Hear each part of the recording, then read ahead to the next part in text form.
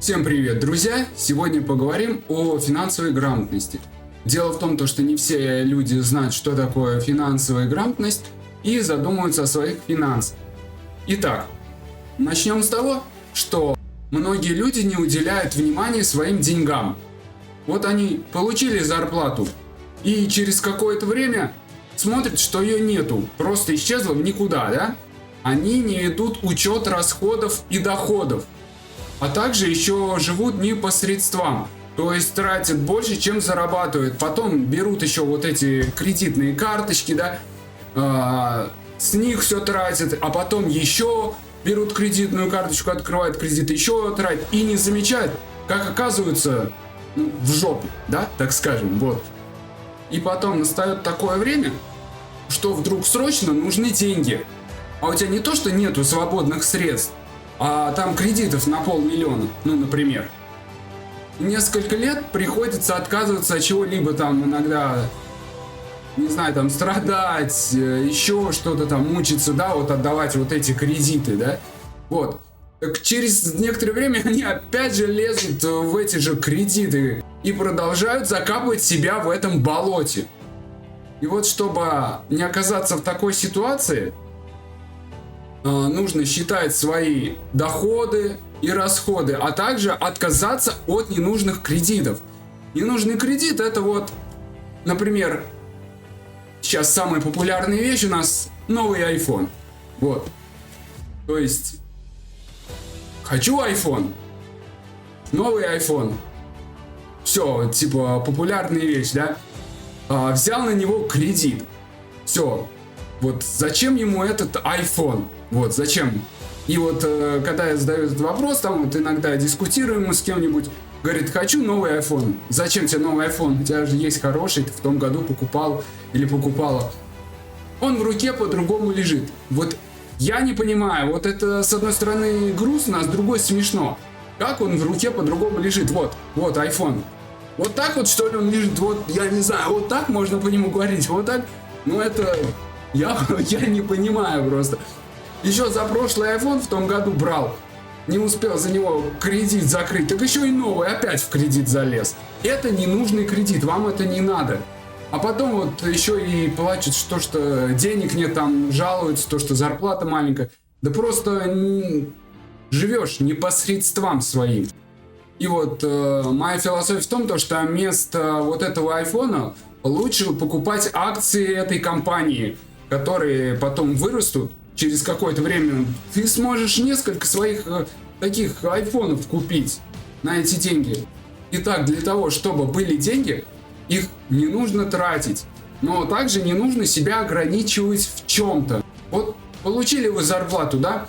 Платите сначала себе.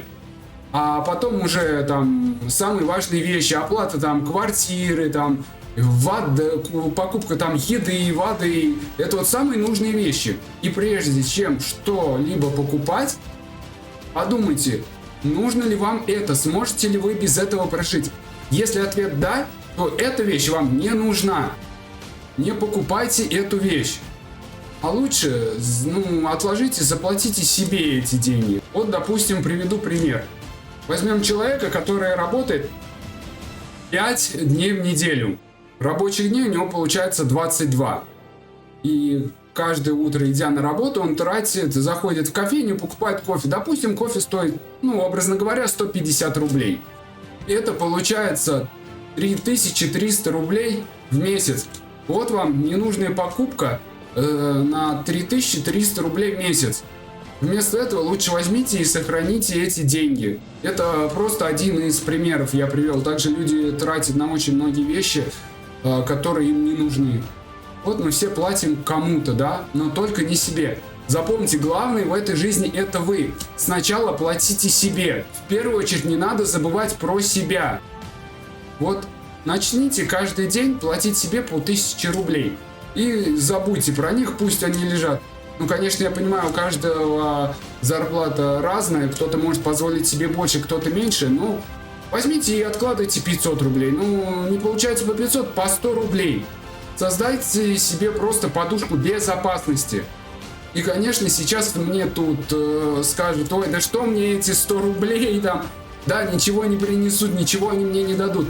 Ребята, капитал складывается с маленьких сумм.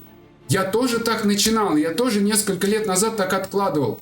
И потом начал инвестировать. Возьмите эту привычку, постепенно откладывать. И через время вы увидите, что у вас сохранился большой капитал. У меня за несколько лет уже сформировалась эта привычка, и я до сих пор продолжаю эти действия. И вот знаете, предупример, есть среди моих друзей вот такие люди, которые говорят: Диман, ты понимаешь, вот ты тратить деньги вообще не умеешь. Было бы у тебя 10 миллионов, ты бы все равно их не тратил, а куда-нибудь там вложил бы, то есть, лежали бы они у тебя просто, ты бы их не тратил. И знаете, да, эти люди окажутся правы. Я бы их вложил для того, чтобы эти деньги работали, создал бы себе пассивный доход, чтобы приносили они еще больше денег. Есть, конечно, те, которые говорят: блин, да у тебя много денег, тебе легко об этом говорить. Ребята, я также раньше все, что зарабатывал, тратил. У меня не было вот этих знаний, вот этой финансовой грамотности. И весь этот капитал, который сейчас есть, он пришел ко мне через время. Нужно время для этого. Также у меня была и кредитная карточка, которую я тогда, помню, как потратил, а потом очень долго отдавал. И после этого все, я перестал заводить себе кредитные карточки. Все, отказался полностью от кредитов. Только плата себе, только инвестиции, чтобы деньги работали на меня. Конечно, я тут рассказал банальные вещи. Многие люди скажут: блин, да все очень просто. Ты тут все простое рассказал. Но главный секрет в том, чтобы эти правила соблюдать, действовать. Многие люди, 99%, наверное, знают эту информацию, но не соблюдают. Вот если вы будете действовать, соблюдать это, то у вас все изменится в жизни. У вас будет подушка безопасности, у вас будут деньги всегда. А насчет инвестиций вы также можете посмотреть у меня на YouTube-канале. Я также рассказываю про инвестиции. Можете пролистать ниже мои видео, посмотрите, во что я вкладывал в 2022 году, когда весь рынок падал. Также подписывайтесь на мой телеграм-канал, ссылка под видео в описании. Там я скидываю скриншоты, что я покупаю, какие активы, во что вкладываюсь в общем. Также для новых подписчиков, кто только пришел, на этом канале я показываю, куда я вкладываю деньги, куда инвестирую.